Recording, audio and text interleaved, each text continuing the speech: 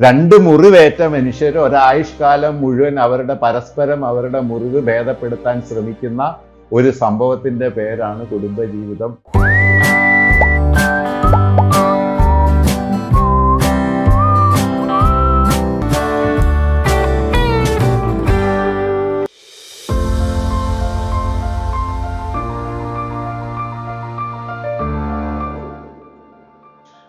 അങ്കിളുടെ പല വർക്ക്ഷോപ്പും കൗൺസിലിങ്ങിനെ പറ്റിയുള്ള വർക്ക്ഷോപ്പിലും ഞാൻ കേട്ടിട്ടുണ്ട് കർട്ടൻ ഏരിയയെ കുറിച്ച് അങ്കിൾ പറയുന്നത്.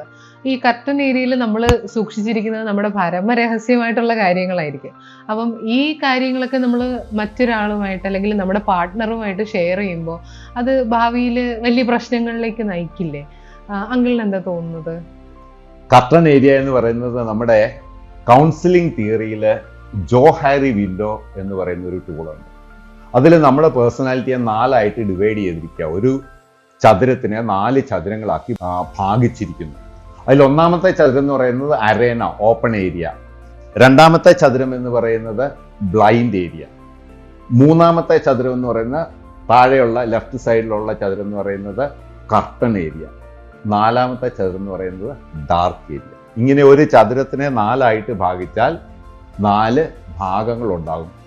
അരേന എന്ന് പറഞ്ഞാൽ നമ്മളെക്കുറിച്ച് നമുക്കറിയാവുന്നതും മറ്റുള്ളവർക്ക് അറിയാവുന്നതുമായ കാര്യങ്ങളാണ് അരേനയിലുള്ളത്. ബ്ലൈൻഡ് ഏരിയ എന്ന് പറഞ്ഞാൽ നമ്മളെക്കുറിച്ച് നമുക്കറിയാത്തതും മറ്റുള്ളവർക്ക് അറിയാവുന്നതുമായ കാര്യങ്ങളാണ്. കർട്ടൻ ഏരിയ എന്ന് പറഞ്ഞാൽ നമ്മളെക്കുറിച്ച് നമുക്ക് മാത്രം അറിയാവുന്ന, ആരോടും പറയാത്ത രഹസ്യങ്ങളാണ് നമ്മുടെ കർട്ടൻ ഏരിയയിലുള്ളത്. ഡാർക്ക് ഏരിയ എന്ന് പറയുന്നത് നമ്മൾ എന്തുകൊണ്ട് ഇങ്ങനെ പ്രവർത്തിച്ചു എന്ന് നമുക്കും അറിയില്ല, മറ്റുള്ളവർക്കും അറിയില്ല. എനിക്കും അറിയില്ല, മറ്റുള്ളവർക്കും അറിയാത്ത എൻ്റെ പേഴ്സണാലിറ്റിയിലെ ഭാഗമാണ് എൻ്റെ ഡാർക്ക് ഏരിയ. എൻ്റെ പെരുമാറ്റം വിശദീകരിക്കാനാവാത്ത വിധം അല്ലെങ്കിൽ അസ്വാഭാവികമായി പോകുന്നുണ്ടെങ്കിൽ അതിൻ്റെ പ്രധാന കാരണം എൻ്റെ ഡാർക്ക് ഏരിയ. ഈ ഡാർക്ക് ഏരിയ കുറയ്ക്കണം. ഡാർക്ക് ഏരിയ കുറയ്ക്കണമെന്നുണ്ടെങ്കിൽ നമ്മുടെ ബ്ലൈൻഡ് ഏരിയയും കുറയ്ക്കണം, കർട്ടൻ ഏരിയയും കുറയ്ക്കണം. അപ്പോൾ ബ്ലൈൻഡ് ഏരിയ കുറയ്ക്കുക എന്ന് പറഞ്ഞാൽ നമ്മൾ മറ്റുള്ളവരെ കേൾക്കണം. നമുക്കറിഞ്ഞുകൂടാത്ത കാര്യം മറ്റുള്ളവർക്കറിയാം.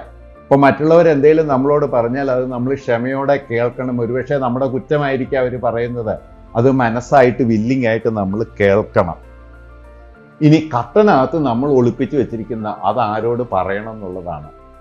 അത് എല്ലാവരോടും നമ്മൾ ഓപ്പണായിട്ട് വിളിച്ച് പറഞ്ഞുകൊണ്ട് നടക്കാന്ന് പറഞ്ഞാൽ കുറച്ച് ബുദ്ധിമുട്ടുള്ള കാര്യങ്ങളാണ്. ഇതിനാണ് നമ്മൾ കൗൺസിലിങ്ങിനൊക്കെ പോകുന്നത്. ട്രസ്റ്റ് വർത്തി ആയിരിക്കുന്ന ഒരു കൗൺസിലറെ കണ്ടെത്താവുന്നുണ്ടെങ്കിൽ അവിടെ കൗൺസിലിങ്ങിന് പോകാം.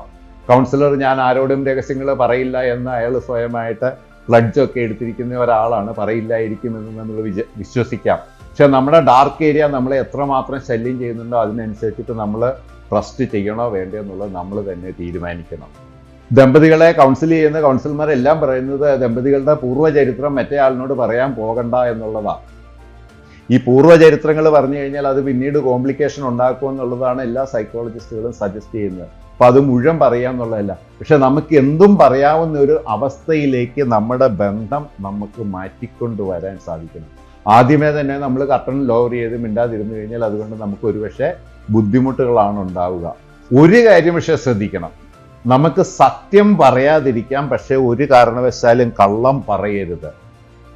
മുഴുവനും നമുക്ക് തുറന്നു പറയാൻ പറ്റിയില്ല എന്നുണ്ടെങ്കിൽ പോലും നമ്മൾ ഒരു കാര്യത്തിൽ ഉറച്ചു നിൽക്കണം, നമ്മൾ സത്യമേ പറയൂ, കള്ളം പറയില്ല.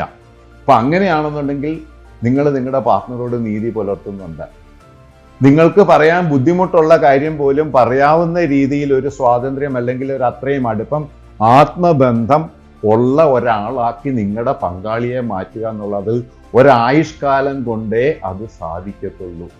രണ്ട് മുറിവേറ്റ മനുഷ്യർ ഒരായുഷ്കാലം മുഴുവൻ പരസ്പരം അവരുടെ മുറിവ് ഭേദപ്പെടുത്താൻ ശ്രമിക്കുന്ന ഒരു സംഭവത്തിന്റെ പേരാണ് കുടുംബജീവിതം എന്ന് ഇന്ന് എൻ്റെ സഹോദരി എനിക്ക് എഴുതി അയച്ചു തന്നതേ ഉള്ളൂ.